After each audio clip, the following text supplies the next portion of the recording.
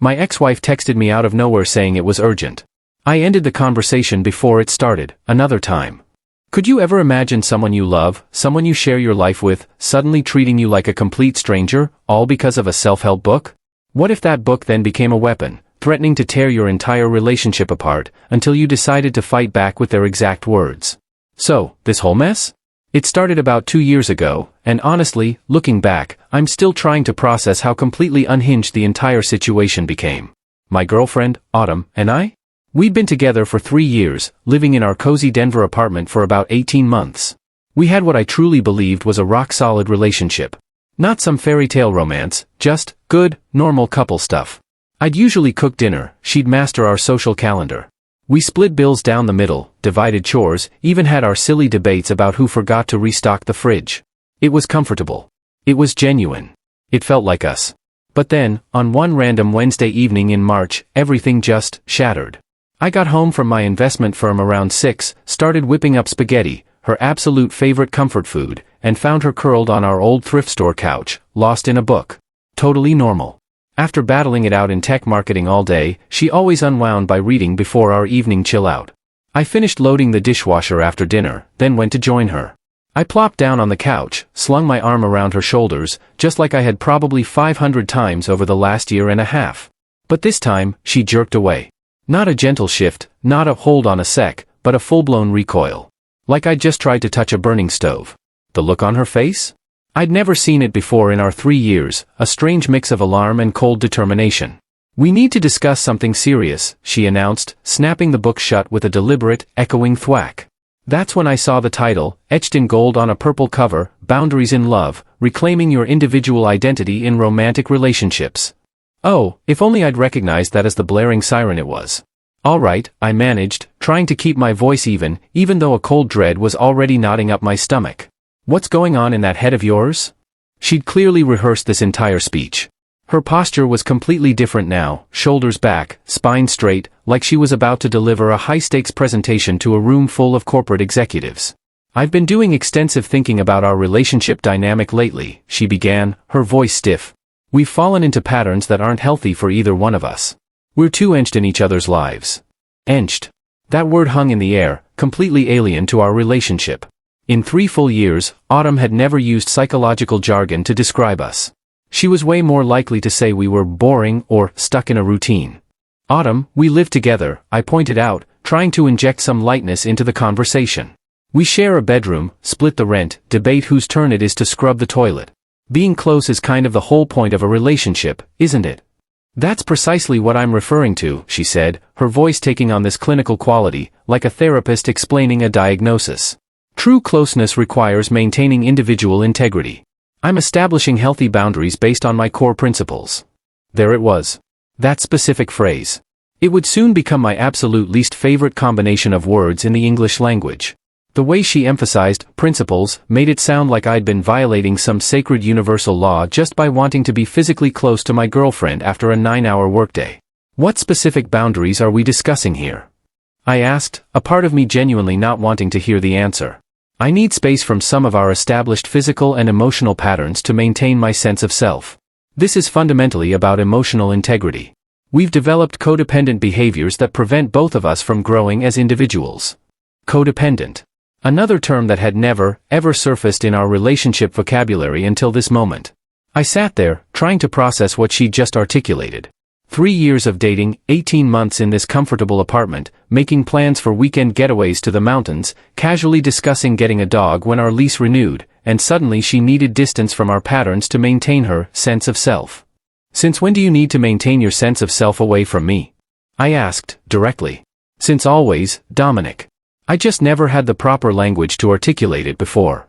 The language to articulate it. Because apparently, our entire relationship had been some kind of psychologically oppressive arrangement that she'd finally discovered the correct terminology to identify and label. I glanced at that purple book again, curiosity building about who'd recommended it to her. Her phone buzzed on the coffee table. I managed to catch a glimpse of the contact name. Vanessa. That explained absolutely everything. Vanessa was her coworker, who'd gone through a brutal divorce about 3 months earlier and had been spending considerable time lecturing anyone within earshot about how women needed to manage their relationships with more strategy and control. Autumn had been meeting her for lunch with increasing frequency lately. So, what does this actually translate to in practical terms? I asked, my voice tight. It means I'm stepping back from the automatic physical affection and some of the emotional dependency patterns we've developed together. I need to rediscover my individual identity within the framework of our partnership. Individual identity, emotional dependency patterns. This was definitely Vanessa's influence speaking through Autumn's mouth. Vanessa, who had been divorced twice before turning 36 and had extremely strong opinions about relationship power dynamics. Okay, I said after a moment, the cold dread turning into a quiet anger. If that's genuinely what you need. She looked genuinely surprised that I wasn't pushing back or arguing. Really, you're okay with this? Yeah. If you need space to maintain your sense of self, then you absolutely should have it. She actually smiled then, the first real expression of emotion she'd displayed since this bizarre conversation started. Thank you so much for understanding and being supportive. But I didn't understand a single thing about what was happening. I watched her collect her book and phone, heading toward our bedroom door. She paused in the doorway. This doesn't change my feelings about you at all, she said softly. It's just about creating healthier relationship dynamics for both of us. After she closed the bedroom door, I could hear her voice filtering through the thin apartment walls, animated, almost excited, definitely reporting back to Vanessa about how successfully her boundary-setting conversation had proceeded. I remained on the couch, turning over that phrase in my mind, establishing healthy boundaries based on her principles. The more I examined it from different angles, the more it sounded like a weapon that had been carefully wrapped up in self-help vocabulary. Thursday morning brought what I can only describe as a fascinating new dynamic to our apartment. Autumn moved around our small kitchen like absolutely nothing significant had occurred. Like she hadn't just completely redefined the fundamental operating terms of our relationship 12 hours prior. She poured her coffee from the Mr. Coffee machine I'd bought her last Christmas, added her standard 2 sugars and splash of cream, checked her phone messages constantly, and began making social plans like we were still the exact same couple we'd been on Tuesday evening. Don't forget we're meeting Vanessa and her new boyfriend Saturday night at that wine bar on Lamer Street, she said casually, stirring sugar into her mug with the little spoon from our mismatched silverware set. I told them 7:30 works for us. The place apparently gets absolutely packed after 8. I was sitting at our cramped breakfast table, buttering wheat toast, listening to her orchestrate our social life exactly like she always had. This was Autumn's domain, and always had been. She organized our entire calendar, remembered every friend's birthday, made restaurant reservations, coordinated all our group activities and outings. She had a genuine talent for it, and I'd always been perfectly happy letting her take complete control of that aspect of our life together. But now? She was still directing our weekend plans and social obligations, even though she'd just established the need to step back from emotional dependency the previous night. The irony of the situation wasn't lost on me. She needed space from physical closeness to maintain her individual identity, but she still completely expected me to show up wherever she decided we should go and what we should do. Actually, I said, setting down my butter knife and looking directly at her across the table, a new resolve hardening inside me. I'm establishing some healthy boundaries, too. The spoon she was using stopped moving in her coffee cup. She looked up at me with this utterly confused expression, like I'd just started speaking ancient Latin or something. I need space from planning our social life to maintain my own sense of self. This is about my individual integrity. I deliberately used her exact tone and phrasing from the previous evening, matching the therapeutic language she'd obviously absorbed from that book or her extended conversations with Vanessa. She stared at me like I'd just announced I was joining some kind of bizarre cult. What did you just say to me? You heard me clearly. I'm stepping back from the automatic social planning and some of the household management dependency patterns we've developed. I need to rediscover my individual identity within the framework of our partnership. I threw her exact words directly back at her, complete with all the therapy speak she'd been employing. That's completely different from what I'm doing, she stammered, setting her coffee mug down harder than necessary on our small breakfast table. How exactly is it different? Because these are practical, logistical things. Someone has to organize these aspects of our life. We can't just not have any social plans or coordination.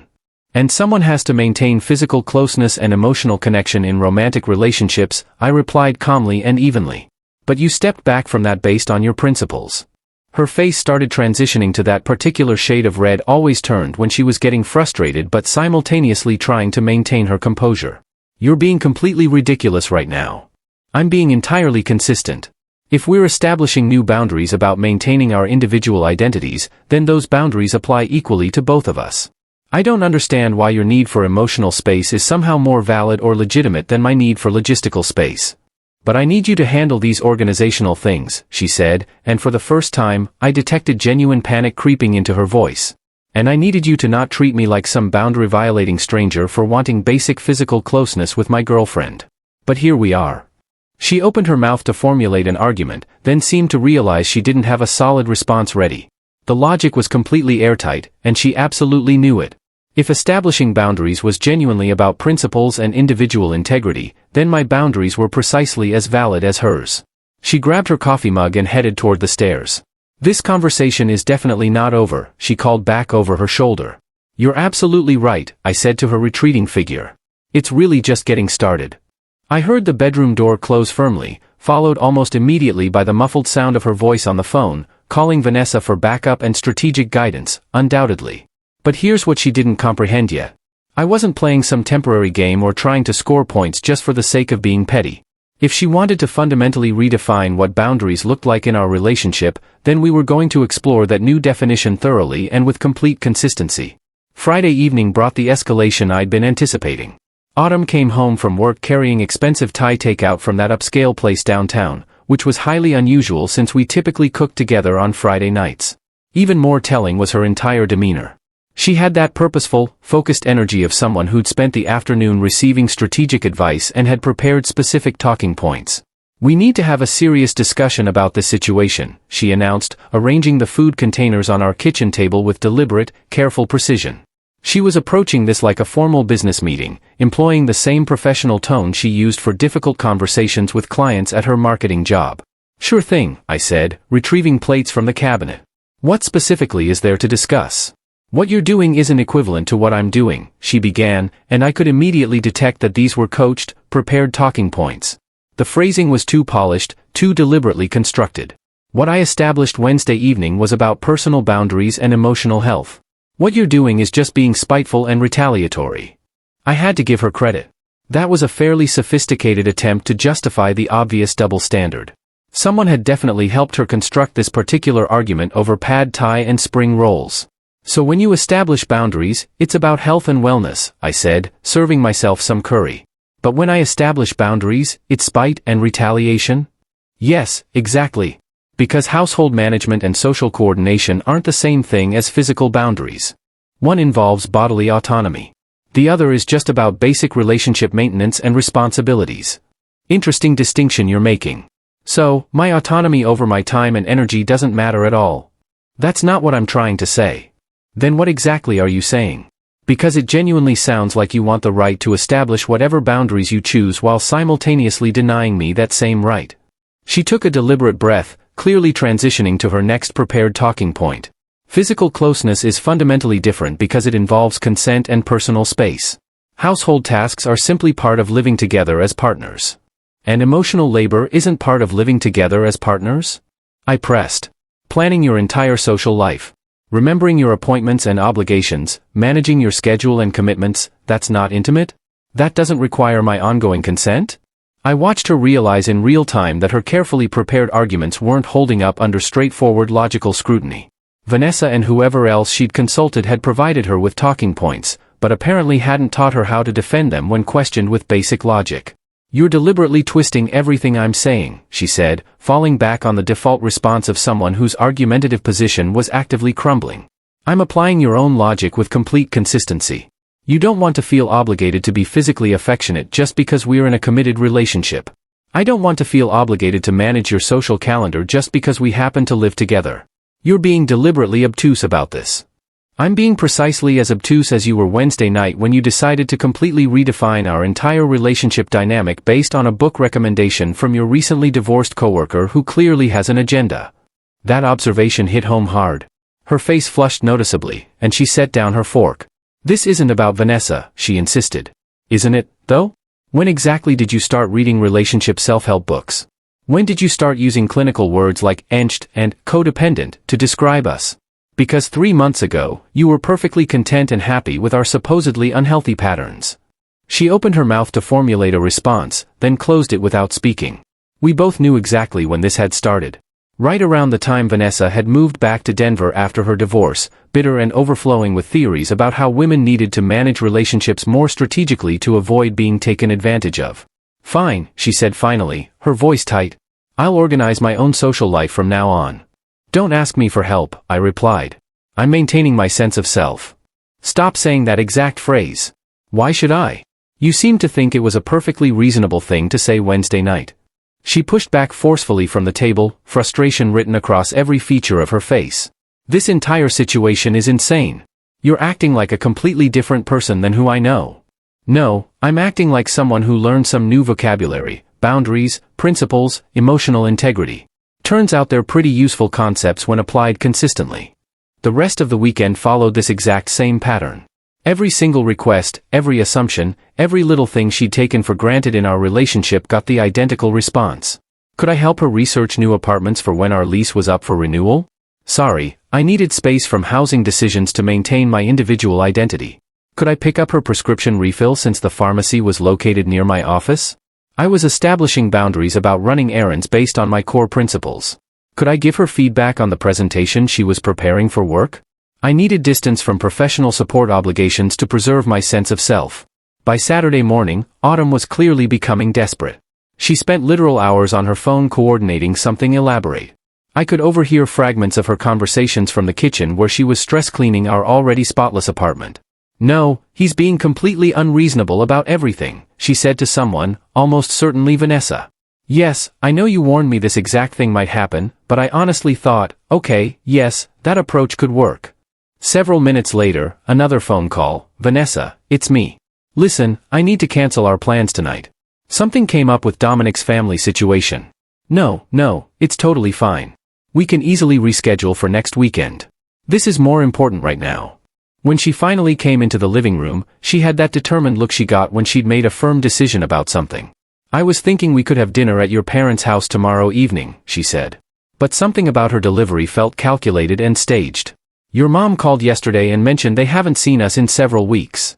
My mother had definitely not called yesterday. I knew this with certainty because I had talked to her Thursday evening, and she'd mentioned absolutely nothing about wanting us to visit.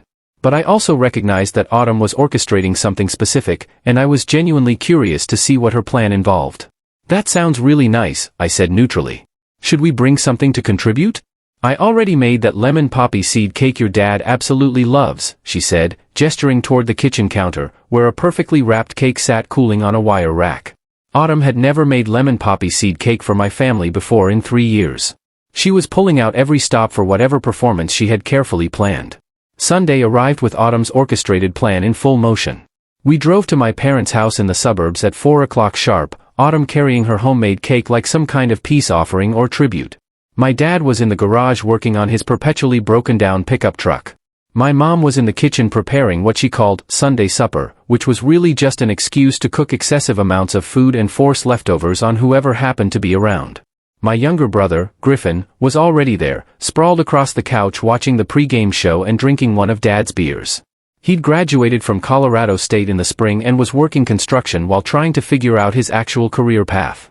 He was 23 years old, completely unfiltered, and had never been particularly impressed by relationship drama or complications.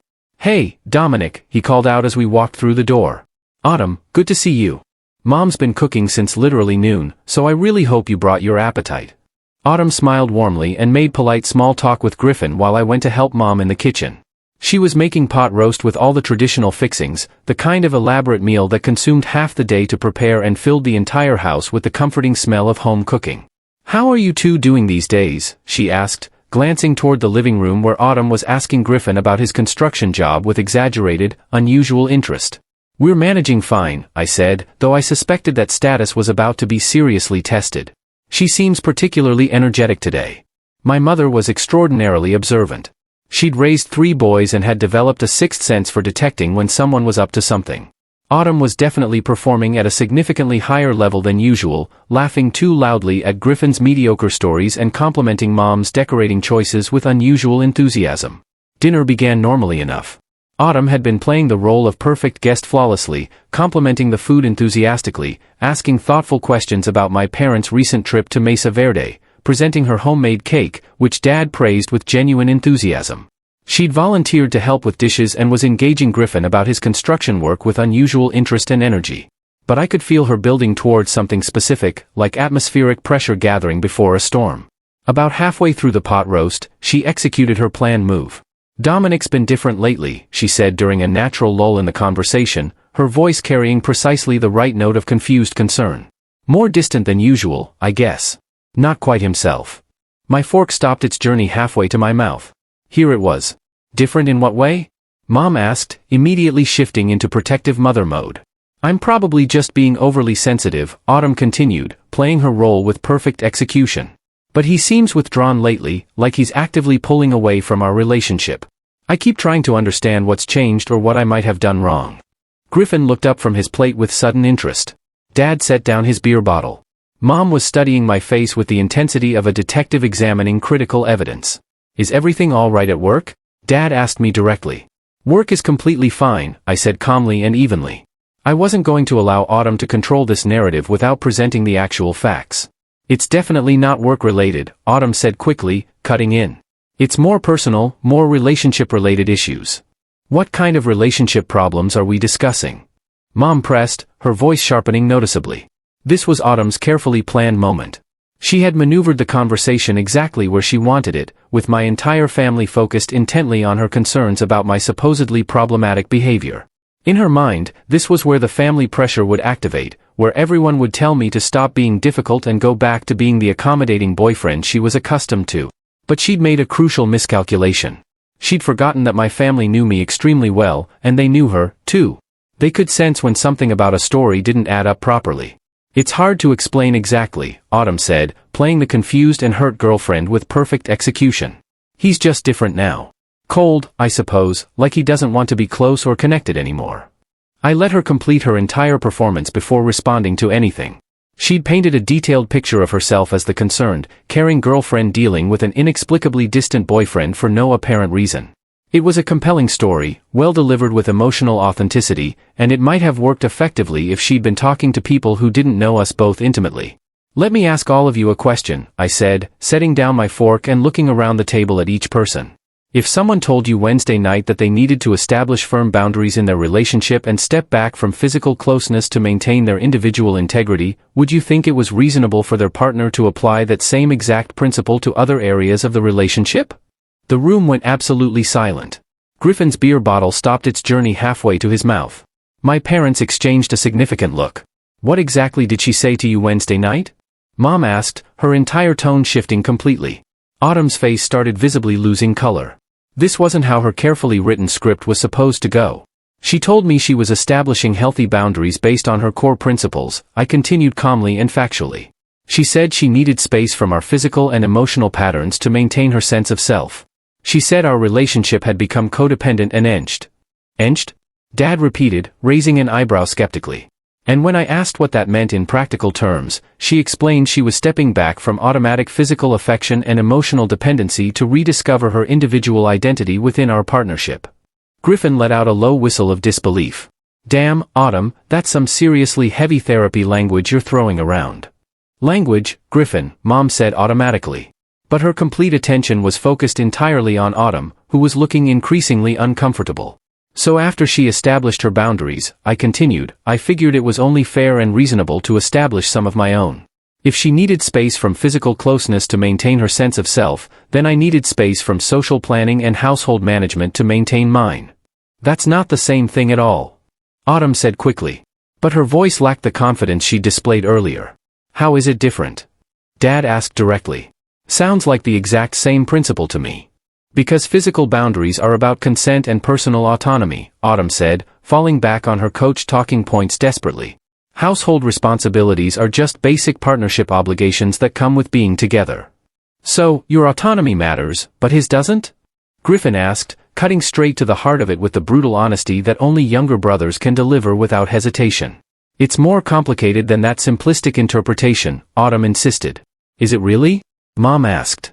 "Because from where I'm sitting, it sounds like you decided to change the fundamental rules of your relationship unilaterally. And when Dominic applied those exact same rules in a way you didn't like, you came here hoping we'd pressure him to go back to the old arrangement that benefited you." The silence that followed was absolutely deafening. Autumn sat there staring at her half-eaten pot roast, probably realizing her carefully orchestrated family intervention had just backfired spectacularly. Autumn, Dad said gently but firmly. I've got to ask, where did you get the idea to establish these boundaries in the first place? I've been reading about healthy relationship dynamics, she said weakly. Reading books, or talking to someone specific?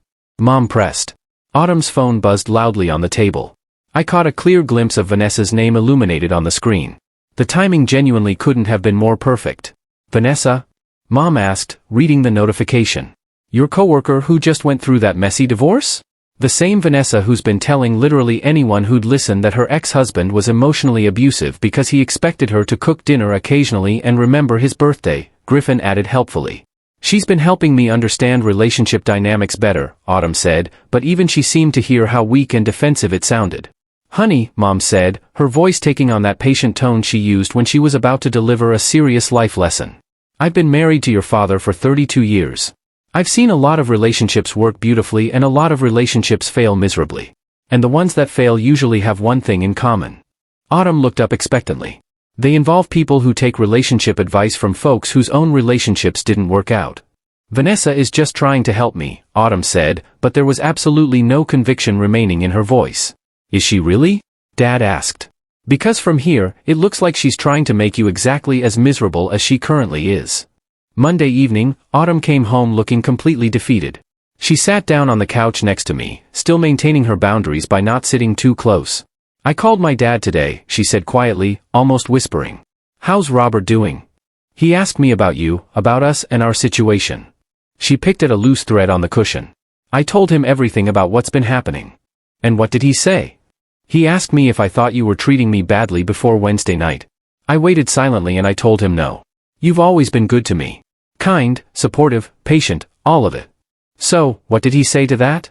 He said it sounded like I was trying to fix something that wasn't actually broken, and that maybe I should think seriously about why I felt like I needed to change things. Her dad was an intelligent man, a retired mechanic who'd been married to Autumn's mom for 29 years before she passed away from cancer. He didn't use fancy psychological words, but he understood human relationships on a fundamental level. He also said something specific about Vanessa. What about her? He said taking relationship advice from someone who couldn't keep her own marriage together was like asking a mechanic who'd never successfully fixed a car to work on your engine. I almost smiled at that perfect analogy. I think I made a serious mistake, she said quietly, her voice breaking slightly. Which part specifically? All of it. The entire boundaries thing? Listening to Vanessa and her sister? Trying to change something that was actually working fine. She looked at me then, really looked at me properly for the first time all week. I was scared, Dominic. Of what? That you were taking me for granted. That we were getting too comfortable and you'd stop trying or caring. That eventually you'd treat me badly, like Vanessa's ex treated her. Did I give you any reason to think that? No. But Vanessa kept saying that all men need to be kept on their toes. That if I didn't establish control early in the relationship, you'd eventually start taking advantage of me. Her sister said the exact same thing. They made it sound like if I didn't protect myself now, I'd end up divorced and bitter like them. There it was. The actual truth behind all the boundaries and principles and emotional integrity language. Fear packaged in self-help terminology by women who'd watched their own relationships fail catastrophically and wanted company in their misery. So, you decided to test me. I guess I did. And when you turned it around on me, I realized how manipulative and cruel the whole thing was. I'm sorry. I'm really genuinely sorry. I studied her face carefully, looking for signs this was just another strategic approach. But the tears seemed completely genuine, and the defeat in her voice felt authentic and raw. What about Vanessa and her sister? I told them both today that I wouldn't be taking any more relationship advice from them. Vanessa got really mad and said this was all your fault for not playing along with the boundaries. She said I should make you choose between me and your family. And what did you tell her? I told her she was completely crazy and to not call me anymore. That was genuinely unexpected. I don't want to lose us over some stupid manipulative game that was never going to work anyway, she said, tears flowing freely now. I love you. I love our life together. And I'm so sorry I let other people convince me to mess with it. What about the whole boundary thing? I was wrong. Completely, entirely wrong. Wanting to be close to your girlfriend isn't disrespectful or unhealthy. It's totally normal. And using therapeutic language like a weapon was cruel and unfair to you. And the household management stuff? I don't want a personal assistant or employee. I want a genuine partner. If I need help with something, I'll ask nicely and accept that you might say no sometimes, just like I might say no to other things you ask. We talked for another 2 hours, working through all the details of what had happened and what needed to fundamentally change. By the time we went to bed, things felt closer to normal than they had all week. That night, as we were getting ready, she turned to me. Can I ask you something? Shoot. How did you know to use my exact words against me like that? I thought about it for a moment. Honestly, I was just angry at first. But then I realized that if you thought those words were reasonable in one situation, they should be reasonable in all situations.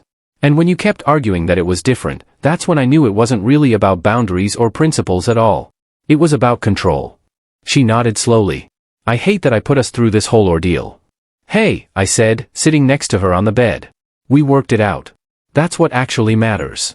She leaned against me, and for the first time in a week, it felt completely natural instead of loaded with political meaning.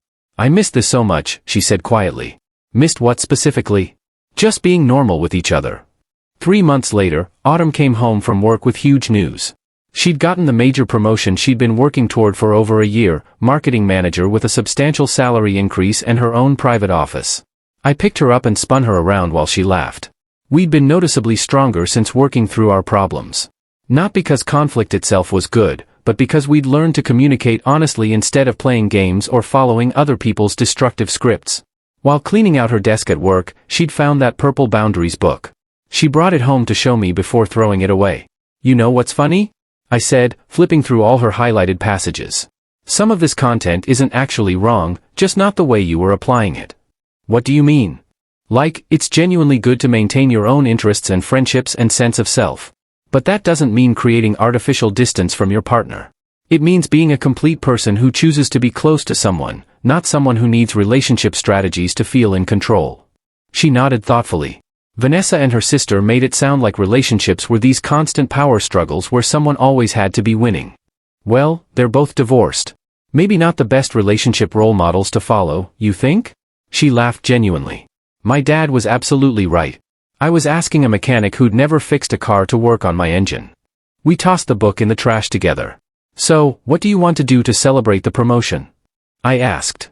Actually, I was thinking we could start looking at bigger apartments. Maybe something in a nicer part of town. That sounds like a really big step. It is a big step, but I think we're ready for big steps together. I pulled her close, and she didn't pull away or start talking about boundaries or principles. She just melted into me like she had for 3 years before that weird week in March when she'd temporarily lost her mind. I love you, she said. I love you, too. 6 months after Autumn's promotion, we moved into a beautiful 2-bedroom apartment in a better neighborhood.